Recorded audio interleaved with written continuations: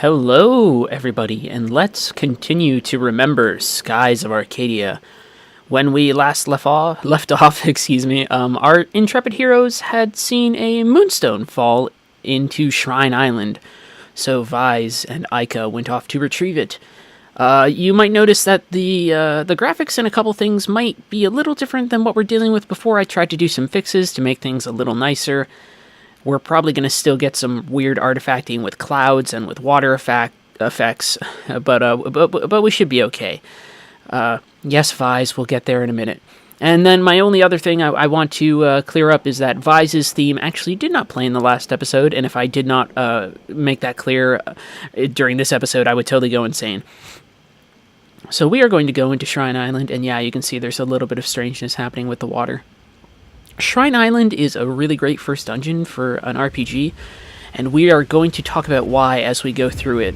If the first episode of this was more about my immediate gut reaction and sort of nostalgic reaction to playing this game, and then my second episode was partially devoted to explaining why I think it's important that we take the time to sit and examine this game, I want this section to be a nice little look at why I think Skies of Arcadia does some things very well from a design standpoint, specifically from a level design standpoint. So Shrine Island is going to be a very good dungeon to go through, particularly for a first dungeon, and we can kind of look to the examples of other games to sort of see what I'm talking about. So we have our objective, it's right down in the middle for us to see, and there's water in the way, so we need to find a way to drain the water.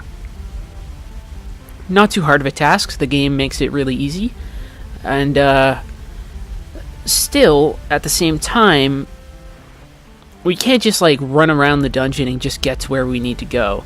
It's not as simple as a progression from point A to point B. There's a lot of levels and verticality to this space, and there's a lot going on here. So when we enter, we can immediately see, like I said, our goal.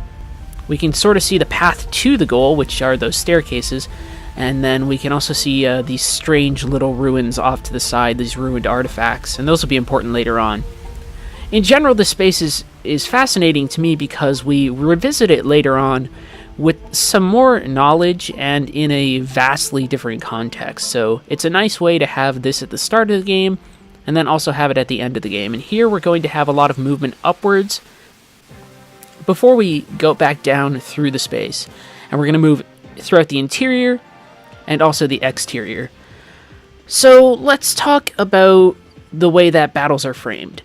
And we sort of spoke about the battle system a little bit in the first episode, but the nice thing about the framing of the battles is, first off, I have free control of my camera, which is super great.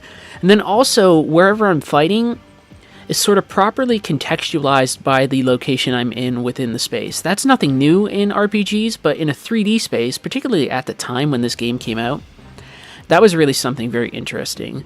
Obviously, other games had done that, even something like Final Fantasy. You know, if you're fighting in a Mako reactor, the background that you're going to be fighting in is the Mako reactor. But here, depending on which level of the dungeon I'm on, I'll either be closer or further away to the water line, and other things will happen like that. And I think that one of the reasons that Skies of Arcadia succeeds in drawing you into the game world is because it has a very good sense of spatial awareness. That spatial awareness is also reinforced by the fact that our characters move around independently on the battlefield, regardless of whether or not we are ordering them to. We vaguely sort of touched on that when we were talking about action on Alfonso's airship. Alfonso's airship, by the way, not really something I consider the first dungeon of the game, because that was really more moving from one room literally to another room. It was like a 2-room space. Here we actually have some more activities, so this is really the first dungeon more than anything else. A lot of games will sort of have that, or they'll have a training area or encounter, and then they'll move into their dungeons properly. And sometimes they actually do it in reverse complexity. So here we have something where the initial space where we had fights was really simple. It was the airship. And now this space is more complicated. Meanwhile, something like Final Fantasy VI will have a space like the Narsh Mines, where at the beginning you have so much stuff going on. You're there with Biggs and Wedge, And then you're in those mech suits, and then that is changed immediately later on when Locke shows up, and you have to do the sort of like defense segment with the Moogles. That's technically like your first dungeon, and that's like the training area. And then after that, on your way back to Figaro, you go through the South Figaro Cave, which is actually this really simplistic and not particularly interesting space. And that will happen a lot of times in games where sort of the first area that you enter is sort of very simple. So the Salva mines in Star Ocean 2, those are very simple, which is sort of funny to mention because that's Star Ocean 2 is a fairly complicated game when it comes to a lot of other stuff, especially party acquisition. Like, you lock yourself out of getting certain characters depending on who you choose and depending on who your main party character is, like if you choose between Rena or Claude. So to have an initial dungeon that's so very simple is fairly noteworthy in a game like that. But it has to build up its complexity, whereas something like Final Fantasy VI can start you off with complexity and sort of move you backwards for a little bit. It can give you all these things to do and then sort of draw back and be like, okay, so here's something where you're going to learn how to use Locke properly, and here's the moment where you're going to, you know, have Terra use magic the first time outside of Figaro Castle when Kefka shows up and things like that. It's all dependent upon the needs of the game. Here, the game starts very simple and then can move us into complex spaces, and it really stresses the complexity of those spaces by giving you a lot to do in those spaces. So I'm draining the water, I'm sort of attuning this magical crystal, I'm literally lowering the dungeon entirely, right? I'm not just sort of moving through a cave or something. So let's talk about another game that I like making comparisons of to this game a little bit, and that is Lunar. In my mind, at least, the Silver Star Story complete version, as opposed to the original version. And even in that, when you have the White Dragon Cave, that's a fairly simplistic dungeon. Although it is one that you sort of revisit, and it's a little bit more recontextualized. And then that's a game where it starts off low complexity, and then by the time you get to like the Magic Tower at the end, shit gets fucking insane. And it gets so insane that the designers had to put a solution to their teleporter puzzle on their website. So there's middling levels of complexity that, like, sort of what Skies of Arcadia is achieving right here, where it's complex but not too complex. There's very low complexity with something like the Salva mines in Star Ocean, and then you have like super high obtuse complexity, which comes like in the final dungeon of Lunar. We're constantly going through the space and we're constantly seeing things change around us too, which is very, very nice. So now we have these flames that are showing up. So before we had a notion of the space as being dead. Now that we've sort of tossed that crystal into place, the space feels a little bit more active. Granted, there's nothing particularly unique about the notion of an ancient ruin in an RPG, but at least when we're dealing with this space, it definitely puts the space into a proper context, which I think is very powerful and very useful. We're actually going to use some magic here. So we can see that physical attack by Aika did not do a lot of damage. So right now we want to rely on magic, or we potentially want to have Aika use her special ability, and that will allow her to do a lot of damage on a straight line on those two enemies in front of her. But that one enemy right there hits particularly hard, so it's sort of a risky proposition. That's another thing that's good about this level, this dungeon rather, is that enemy design is fairly well balanced. So we'll have Aika use magic instead. So you have enemies that you can dispatch in one hit, and then you have other ones that have like high physical resistance, and you have other ones that you might need to use special attacks on. And so the nice thing about the encounter design in this space is that it always places a different premium on different actions. So Depending on the makeup of certain things, I might need to use Vise, because right now Vise is doing a lot more strict, direct damage.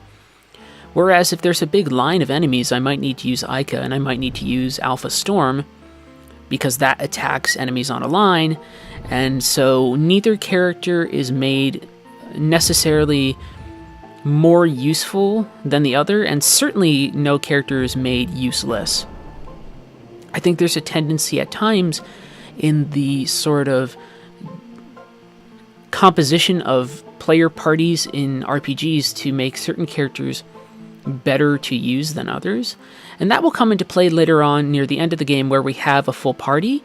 But in this case, most of the time in Skies of Arcadia, anybody who joins your party has a certain amount of utility, whether it be as crowd control, whether it be as direct damage, and then they can always buffer some of that utility with magic. So it's not like, I can take the toughest character in the game and I can still turn them into an effective healer, and then they'll always have their special abilities to allow them to contribute to direct damage. Special abilities will sort of pigeonhole characters into certain spaces. For instance, Fina tends to always have special attacks that focus on healing the party. But at the same time, with her weapon really fully upgraded, and with a proper amount of training in other areas of magic in this game, she can still be a very effective damage dealer. You just sort of have to manage the combat system of this game, quote-unquote, properly, even though that's something of a loaded term. The general point being that characters in this game are never sort of tossed into a single box. They're sort of guided one way by their special abilities, but I always have a little bit of control over some other things that they can do. So this fight is definitely not going in my favor right now. Ica is confused, and there's a lot of enemies that have high defense, so I'm actually going to run away. And that didn't work out. So that's really tough. The nice thing about using the run ability is that it automatically puts you in a defensive stance. We're going to use magic again then. And now Ica is back. Oh, actually, so we can change that up. Ica is back. The confusion only lasted so long. And we can use Alpha Storm, which will do a decent amount of sort of non-physical damage, and it should hit both those enemies. Yeah, there we go. So that's some pretty effective use of a special attack. And Vise's attack here will probably kill this enemy. So we've reversed our fortunes very quickly. So you can see that enemies have certain advantages over the party, but I can still, with something of a combination of luck and a little bit of exploitation of special abilities and things like that, sort of reverse my fortunes. In general, I think Skies is very forgiving to the player, although there will be times where you will have enemies that can spam like insta-death spells, but you will always have someone in your party, no matter what, that has a special ability, a low-cost special ability, that can negate all instant death spells and sort of status spells. You just have to be willing to spend the special points. Basically, what I'm really trying to say is that the battle system, while it doesn't reinvent the wheel of the JRPG form, it really refines it to a point where characters are fairly empowered. Now we've moved outside, and this is awesome. So we will always have a constant reminder in Skies of Arcadia of the literal Skies of Arcadia. There are going to be a lot of dungeons where you move about the space and you will see sort of the expanse of clouds below you. And it really gives a nice sense of scale to the overall world in a way that just moving about on the world map would not. It's very, very powerful to see sort of the sky below you. It's very powerful to be in these outside spaces.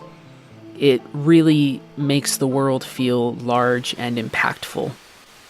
We're running into a lot of encounters, by the way, because the encounter rate in this game is obscenely high. It's something that they trimmed down in the GameCube version of the game. But we're actually going to engage here.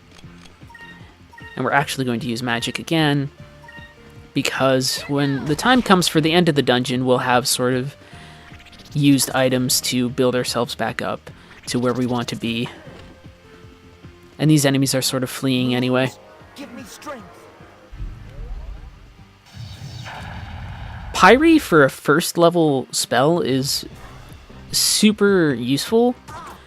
The only issue is that you have a limit on magic points. So magic in this game will use up a certain amount. So like, I have only limited uses of magic, and they're also dependent upon my special gauge. So I need to watch 2 different resource bars in order to use magic, whereas later on, Ika's going to get more than just Alpha Storm, and we're going to have to probably rely on that more often in order to use our sort of big crowd control, attack all enemy things.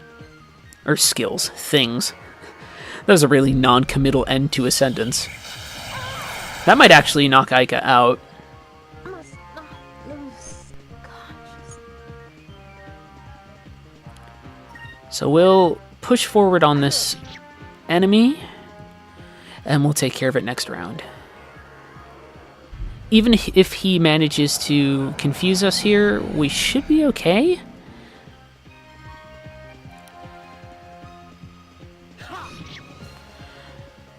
I was going to say, because he's the only enemy on the field, and I don't know if you ever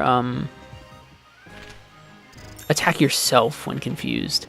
Vise is going to get a nice chunk of experience. Ika misses out. That's the one mechanic I don't particularly like in this game when it comes to the battle system. I wish there was a way to have more consistent experience spread out around the party. Sort of one of the only real downsides.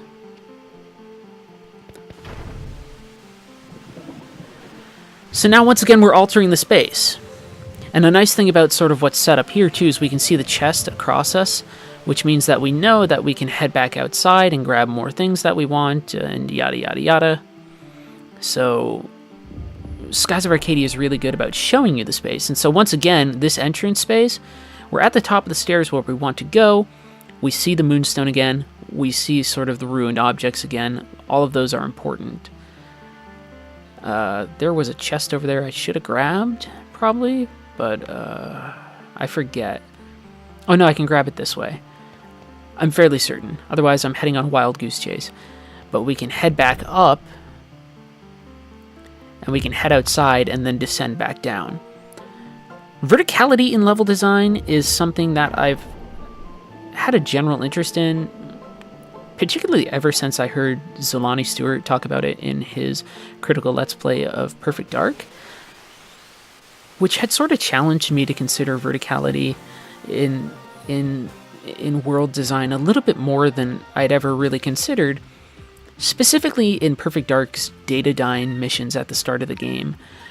Here, a lot of the things that can be said about what was effective about the design of the Datadyne building can almost be said here. You have to descend space, and descending and ascending spaces is always very interesting, which is partially something I touched upon when I covered Shadow of the Colossus, but also here, the ascent and descent of spaces recontextualizes those spaces to a slight degree, not to a major degree, but it definitely gives those spaces a little bit more significance than they had before. They're not as static, they're a little bit more active, and we engage with them a little bit more. So as opposed to just moving through a cave sort of linearly, or say, even something, I keep on going back to Final Fantasy VI because it's actually my favorite Final Fantasy, and Final Fantasies tend to be a good reference for JRPGs, even though there's a ton of different series I could talk about. I could talk about Wild Arms, for instance, and Wild Arms does a lot of things fairly correctly, or at least by my estimation correctly. I don't want to ever say that there's sort of an objective correct way to go about things, but the nice thing about navigating up and down in this space is that it really makes us look around the space, re-engage with it in ways that we don't, say, when we're going up and down Mount Cultus in Final Fantasy VI. There we sort of are moving upwards, but it's a little bit impotent in the sense that as we're moving upwards, we're just sort of moving through caves, and the caves sort of represent some upwards movement. And you only get a sense of height because of some of what's going on with the background, with like the parallax scrolling and all of that. It's not anything hyper refined. I always forget where we are.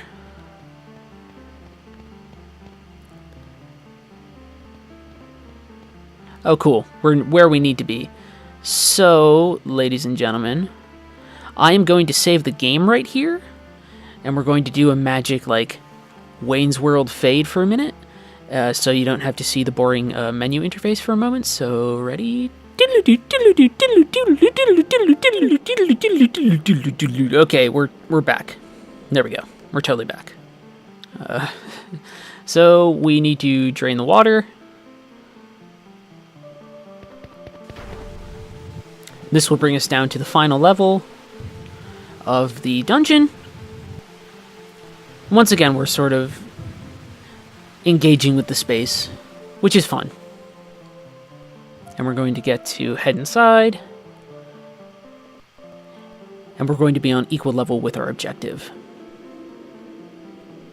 Another way that Skies of Arcadia really stresses space is through strong use of camera angles. So we had that push in on the Moonstone. We have nice use of camera here, so Aika is out of frame, something's going on. Like, it's very simple stuff, but it does imbue the world with a little bit more strength. And I think even more strength than, say, another, Dreamcast game of the time, another contemporary. I think this does that sort of thing better than Grandia 2 does. And so here, when I was talking about those ruins that we saw, they're actually the boss. Which is another really nice touch about this dungeon, is that you can look down and you can see the boss without ever knowing it's the boss until you encounter it. And I find that very exciting and very interesting. Granted, there's some times where you see bosses in dungeons, and there are also times in this game where you'll just fight, like, a random bird from nowhere or whatever, right? That's just sort of what happens sometimes in RPGs, but very often when we're talking about contextualizing space, we can sort of have this game as a good example of really setting up space, showing off our enemies, showing off our destinations, things like that. And, oh my gosh, what happened? Aika suddenly knows a ton of special abilities, and, oh my gosh, we're suddenly level 6. Did some crazy magic happen during our Wayne's World flash forward? Yes, it did, friends. Yes, it did.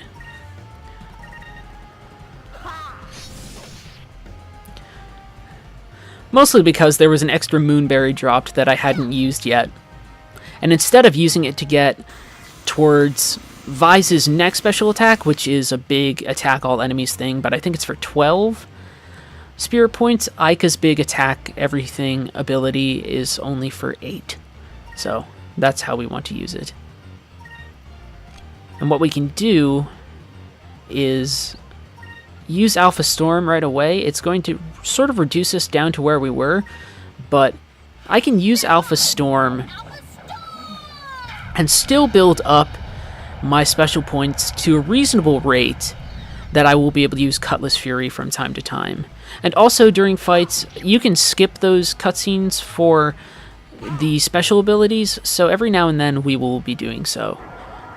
You can't skip them for enemy ones, though, so anytime this thing uses Blaster, we'll have to watch, which I don't mind, because Blaster's kind of a cool ability. The enemies also have equally dynamic and exciting abilities that they show off, just as dynamic and exciting as anything that the player characters have.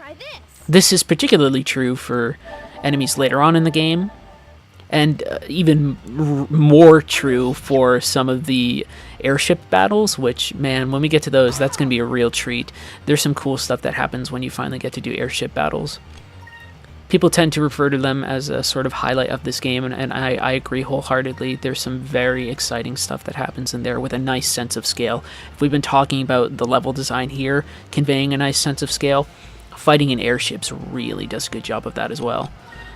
Do I have any things I can use? Yes, I can use Crystalli, which is purple magic, which is ice and confusion effects. And for a price of 1, It's a really good bargain because I'm going to do a decent amount of damage. And we can still use Cutlass Fury, so this is a really nice damage dealing round. So that's one of the things I'm talking about when I talk about character utility. Because I've had Aika learn a little bit of purple magic, she can do some damage here where her sort of main attack wouldn't do much. If I attack with the boomerang, in fact we'll do it this round just kind of for the hell of it, we'll see, well actually, how's our health situations? Okay, we're okay. We'll see that Aika's attack won't particularly do much, so 25 damage is nothing compared to the 100 plus damage that she can do with a one spirit spell, whereas Vise, if he does a critical hit, can actually out-damage Aika's magic. But still, because Aika has that magic in her arsenal, she can still be useful and contribute to the boss fight in a way that's meaningful, as opposed to just having to sit back and heal Vise, even though I will have her heal Vise this round. So that next round, we can hopefully do another combination of Crystalli and Cutlass Fury. And that should get to the end of the boss fight very quickly. Like I said, this doesn't particularly take the wheel of JRPG combat and totally turn it on its side and do all these crazy things. What it does is that it takes all of these things that we understand from JRPG combat, you know, special attacks and magic, and allows you to combine them in very powerful ways.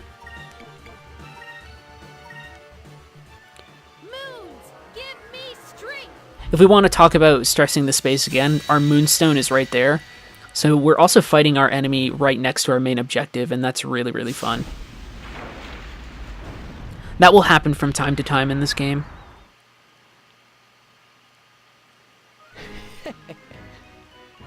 Alright. I would say that was a really good boss fight. I feel really nice about that one. We should hit level 7. Yeah. Very nice. Lucky number 7.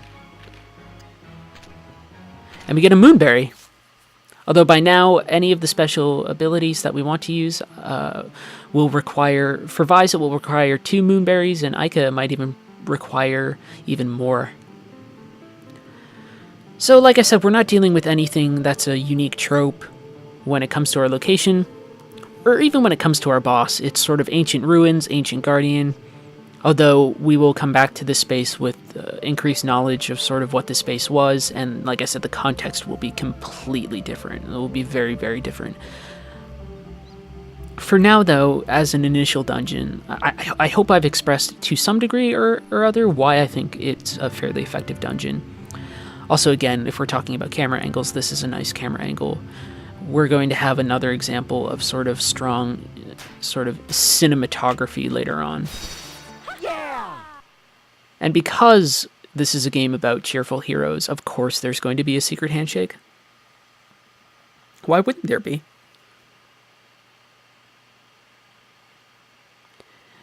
And our scene fades up, and we are at Pirate Island. Or Isle. With, I think, this is Ben the Lookout? They all have names. They always remind you in the dialogue the names. I like that. Although, every now and then some people don't get names. I don't think we ever know the name of Vise's mother. Which is sort of unfortunate that she's only sort of known as Vise's mother. But she's still a very nice character. Every character tends to have unique design. Many of them have unique names. It makes the world feel more lived in. So here's another example of cool camera work where we saw Ben's view of the approaching armada, and because he was upside down, the view was upside down, and now we get to see the armada approaching again. Sort of normal. And the nice thing about Skies of Arcadia is whereas many games might reserve first-person headspace for just the protagonist, or for special cases for like quote-unquote important characters, here the use of first-person camera angles is never reserved for just characters of sort of plot importance or player characters. That sort of camera can be used for anybody, and I think it stresses that this is a world full of heroic or interesting characters all around. And let's just take a moment to admire the airship design because it's really, really cool. Airships end up very imaginative. And so this will be our first introduction to Galcian, who's really our main villain, along with Ramirez, even though the Empire itself, the Valuan Empire, is run by Empress Theodora. She is not as pressing a threat as Lord Galcian. The relationship between Galcian and Ramirez is one that will be very interesting for us to consider throughout the entire game, as well as Ramirez's sort of backstory when we get to it.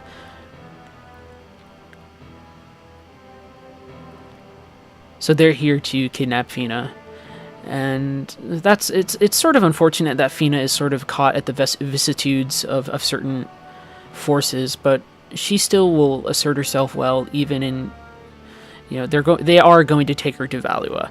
I'm not spoiling anything, but even when she's there, she's going to acquit herself very well as a character. And then after that, we get to control her, and she's part of our party, and she's amazing.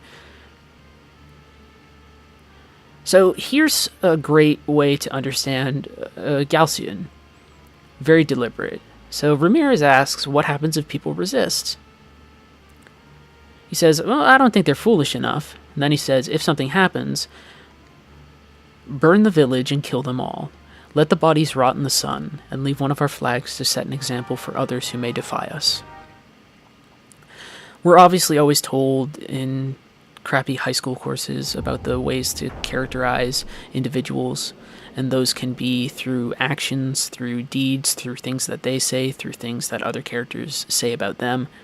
In this case, our establishing moment for Galcian is him not just bombing out Pirate Isle, but him with that statement of very cold, sort of detached logic of, okay, if they do resist, we will leave their carcasses in the sun. Which leaves him in a class of his own compared to, say, someone like Alfonso, who's a complete and utter buffoon, who we don't take seriously. Galcian establishes himself as a real threat very quickly, even without us having to meet him. I'm heading below Shrine Island just for a second to show that even the space that we were in the dungeon is stressed upon by the model in the game world. So all of those things right there, you can see some of the ladders we climbed down and some of the platforms that we went around. The game is very good about sort of retaining its space, even though that model was sort of an abstraction of the space that we went through and not like a complete one-to-one equivalent scale. We really just want to stress that this is a game world that cares about being sort of consistent about how it looks and what it shows off. And it's one of the things that makes the game world feel lived in. The fact that characters are sort of given their chances and equal importance and all these things matters, but also the fact that the world is so design-wise consistent is important. We're building up focus just so that I can show off one of Aika's special abilities. And it might actually damage the looper enough to kill it. It's going to be a huge waste to use on just this looper. And hopefully we have enough for it. Yeah, Lambda Burst. Okay, so when I talk about Aika as somebody whose major contribution to battle is her ability to control the battlefield, whereas Vise is somebody who can focus on main enemies, even though magic lets us augment that, blah, blah, blah. Lambda Burst is a really, imagine that this battlefield was full of, 8 of those little gaslings that, the little dude that ran away. I have an amazing special ability. Look how cool this shit is. That can utterly wreck things on the battlefield. And it seems overpowered, but it's really partially a balancing mechanism to counteract the high encounter rate of the game. So if I'm moving around about the game world, there's a lot of encounters. So one of Aika's greatest contributions to this game is that she can actually allow us to still, fight those fights without needing to retreat or anything like that. And that's important because you can see down on the side we have our Sky Pirate ranking, We should be at Vise the Blue Rogue, but I accidentally missed a choice, I think. But that can be affected by how often you run away. So if we have a character that makes it so we don't have to often run away from battle, we can keep our High Sky Pirate ranking, which is nice. Of course, the sort of doomed hometown thing from games isn't anything new as well. We have, generally in games, sort of bad things happening to the places that we call home, or the initial spaces that we start in. So, you know, Dragon Age, like, if you're playing the Noble Origin, you know, Castle Kuzland is attacked by Arlhau's forces. I'm trying to think of another really explicit example, but you know, later on in Lunar, Berg isn't quite destroyed, but it is enslaved by, spoiler alert, even though I'm not really spoiling anything from like the 90s or whatever, Galleon sort of enslaves the hometown that you are from. This is just another way of sort of recontextualizing the space by damaging it. Some people would argue that it's a cheap tool to provide motivation or to drive the story forward. I think here, because of where it's going to drive us forward in the story, it's nice. Because this game is so much about asserting sort of our heroism that we are given such a drastic situation of what's going on here. So they've come in, they have kidnapped Fina, they have kidnapped the rest of Dine and his crew, and they're taking them back to the Valua capital for execution. And so we have this, you know, it's not just like the beginning of an RPG where it's like, oh, go out and go to the town next door or anything like that. Shrine Island was sort of our chance for that sort of thing. Here, it's they have taken our friend and our father and the crew and everybody to the, like, pretty much most impregnable space in the entire game world. And what the hell are we going to say that we can do? We're going to save everybody, because that's the type of game this is. They're going to put everyone in the most dire of situations, and we are always going to say that nothing is impossible. That if we believe in ourselves and all of that sort of touchy-feely good stuff, that we can get it done. If we say that we're going to rescue everybody, by God damn it, we're going to rescue everybody. And I love that. I love that about this game. I love that about Vise and Aika and Fina and all these characters. They never back down. There are times where they might stumble and things might not go as planned for them, but they never completely give up. And that is incredibly important. And so at the end of this section, we will move forward. So this is Galcian's flagship, the Serpent.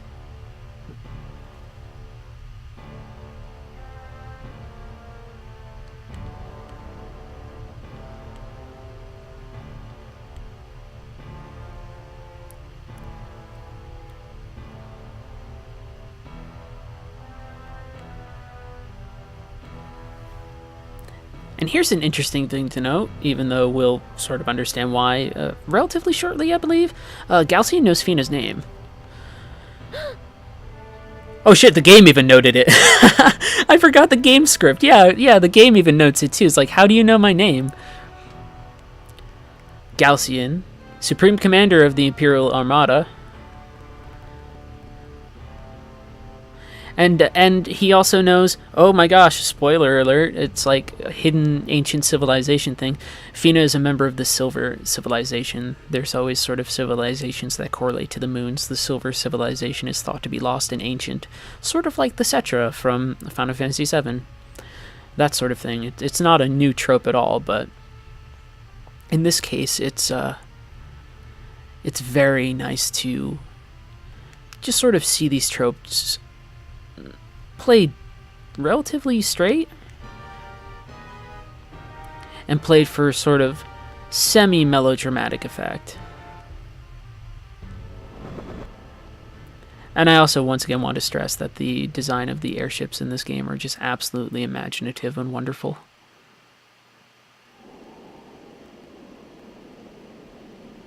Okay, so we are going to get out of here. We're going to head to our next destination, and we'll save once we get there. Although now, just want to check after that daring answer. Yeah, Vise the Blue Rogue. Not Vise the Unimpressive anymore, are we? Haha. And we can talk to the kids before we go.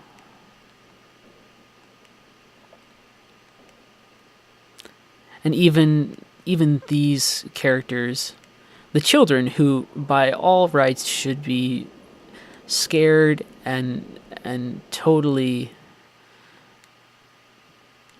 bummed out by what, like, bummed out's like the complete, like, that's such a casual term for it, but it's like their home has been attacked.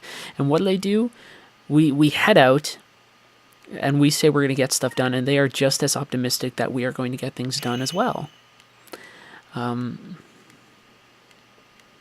you would think that's just sort of a comment on like the innocence of children or anything like that, but the real fact of what's going on here is that this is a game world full of people who are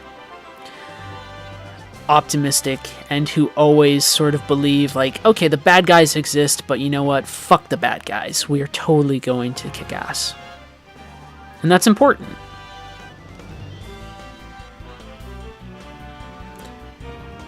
And we're going to head forth on our journey. There's going to be some slight complications that we do not foresee.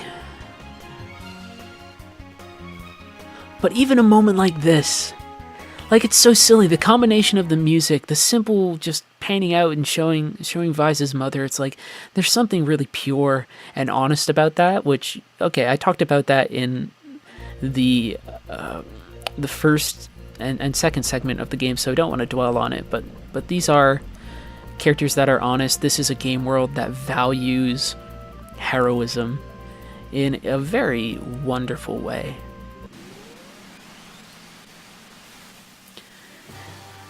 And so we'll keep on going until we sort of reach our the destination that we really want to get to. Just because moving through Shrine Island took a relatively short amount of time. It would be nice to finally have a base 4 of spirit when we start our battles. So like the next time we level up, we'll probably always start with base 4, which means that I can always open up with Alpha Storm if I want to. Which is going to be really, really nice. Just to show it off, this is Counter-Strike. It's not a super exciting skill. But we'll show it off anyway.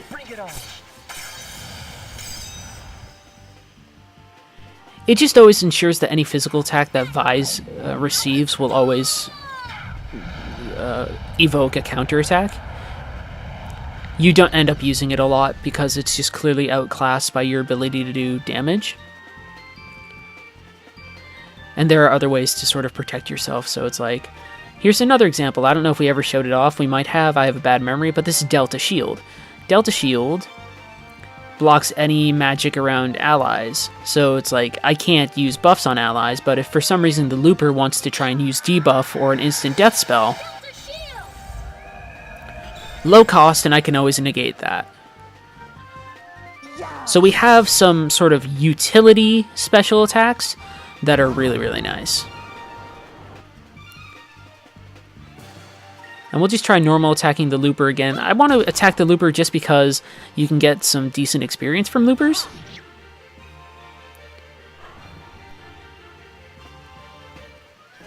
So there we go. Not too bad, and then we'll continue on our journey.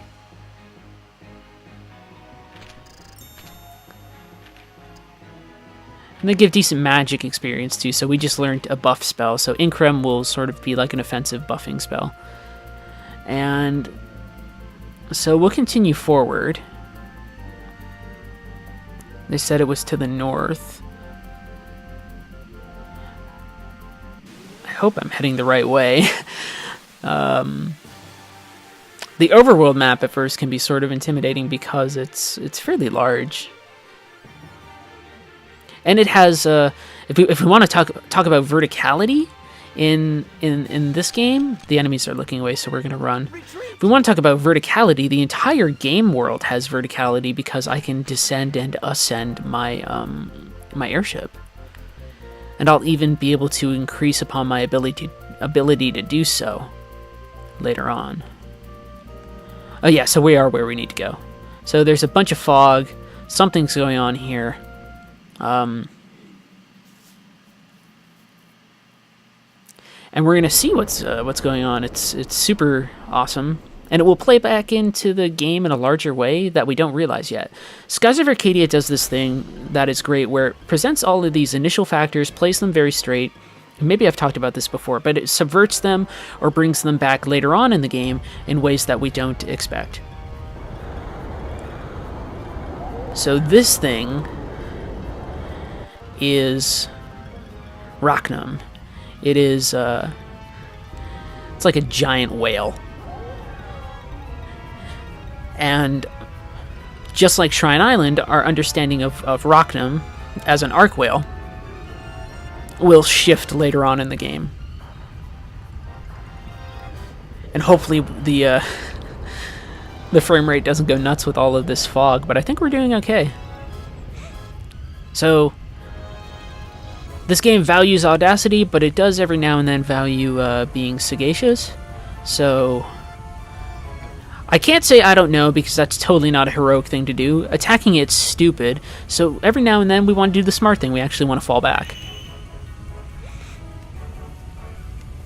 And that's because decisions like that primarily put the safety of your crew and your friends first. So you can be heroic in this game in your dialogue choices, and you can be audacious, but never at the expense of your allies. Friendship is something that's sort of mechanically reinforced through your dialogue choices. It's not smart, say, for me to attack, even though Drachma is still going to sort of mess with us. It's not the swashbuckler's choice to say, like, hey, let's attack that giant thing. And yet somehow we're on a ship. We can do pirate voices. Are you going to sleep all day? Get up. That's not a very good pirate voice. That sort of thing. That's right, I can still do those kinds of voices when I want to. And so we're introduced to another really great character. Great character design. Big artificial metal arm. Eye patch really plays into a lot of these pirate tropes, but also sort of a way that fits into the game world.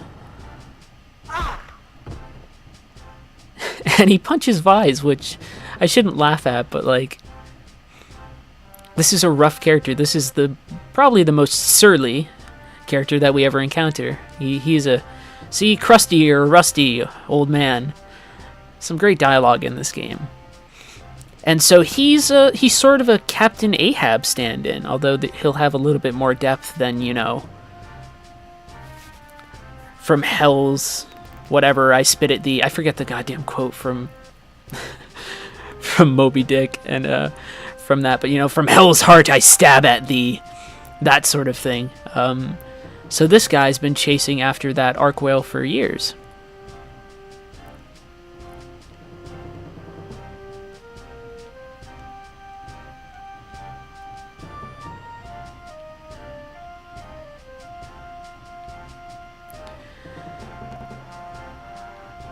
But so we're on the ship now, and we sort of have passage, although we have to work for it. And I like this ship design because I like the sort of fins that act as oars to push through the air. It's very imaginative. So we're going to deal with this fellow until we get to our first destination, and we'll take care of that. Where's this ship headed? None of our business right now. Arrgh.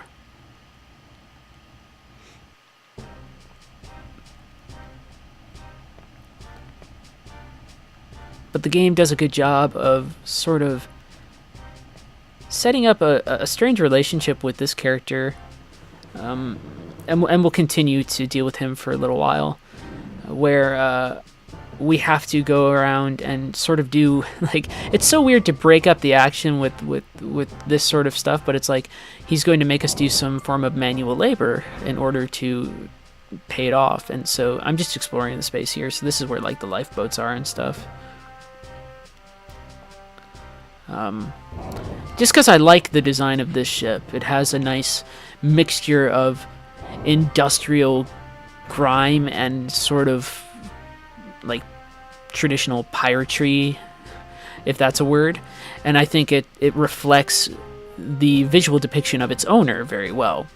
So the pirate that we're dealing with is sort of traditional pirate, but also with this big mechanical arm. And the ship is sort of piratey, but also has these mechanical components to it that are shown off, which is very interesting.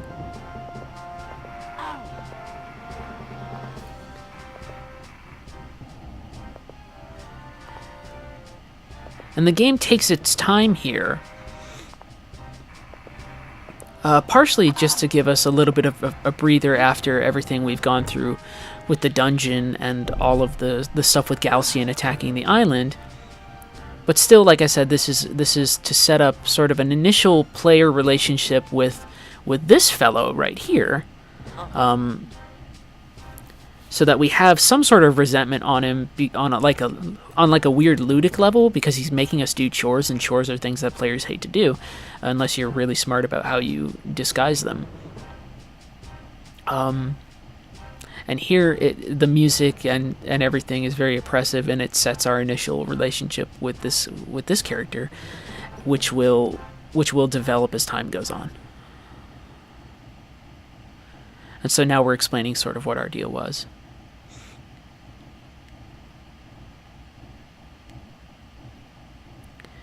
And he tells us, you're out of your mind trying to fight the Armada.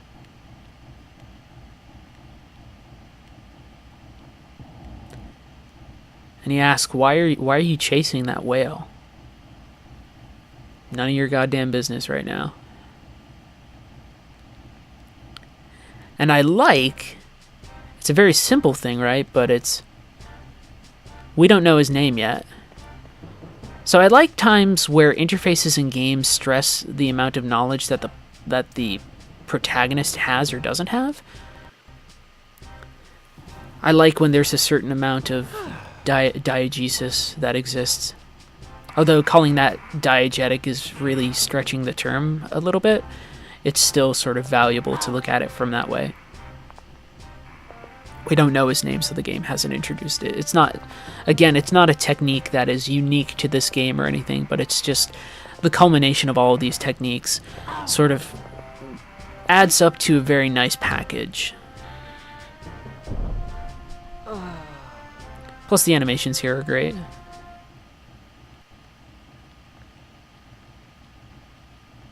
he asks us to take the helm.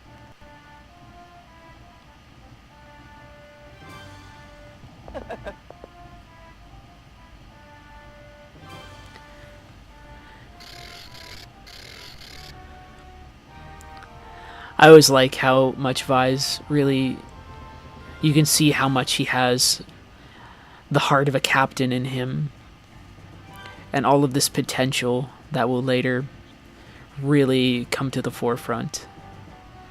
And so we're heading towards Sailor's Island. And this ship is the Little Jack, and this guy's name is Drachma. So there we go. Now we have all our information. Now it's reflected in the interface. Drachma and the Little Jack. I like Drachma as a character. I like almost everybody as a character. So Drachma has now joined our party. He's allowed us to use his blue moonstone. So let us, if possible, check our menu. And so now Drachma is in our party. He's level 12. He's super strong. And just for the heck of it, we can use a Moonberry on him to get his first super move, Tackle. Which is actually the real reason I just wanted to go inside of our menu. And so now we sort of have a party of characters, which is really great. So let's try and get into a fight. We can show off Tackle, and then we'll finally get to Sailor's Island. There we go. Are we gonna get a fight? So there's Sailor's Island right there. But let's get into an encounter. Although it's probably funny, the one time I'm actually trying to get into an enemy encounter, the game probably won't let me.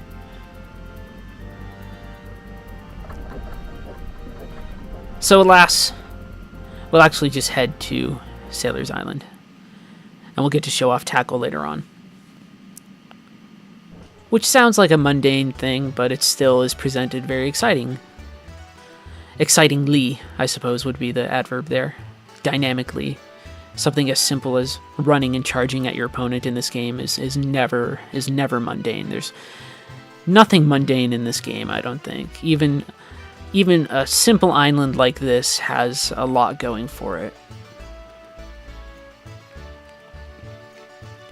So Drachma says he's going to leave us here, but we're totally going to find a way to make sure that he doesn't do that. He joined our party. He's not going to join our party and just leave, is he?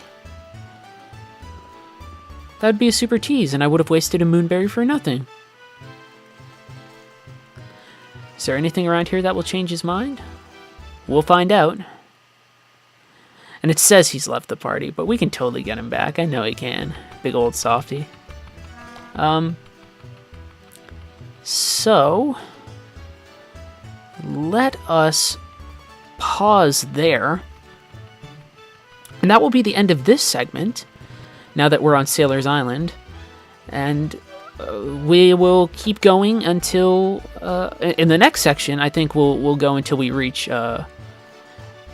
maybe Valua itself. I forget how long of a time that is, but that is episode 3 of Let's Remember Skies of Arcadia. Super, super great game. Loving it so far. I hope you guys are too. I'll see you around. Bye!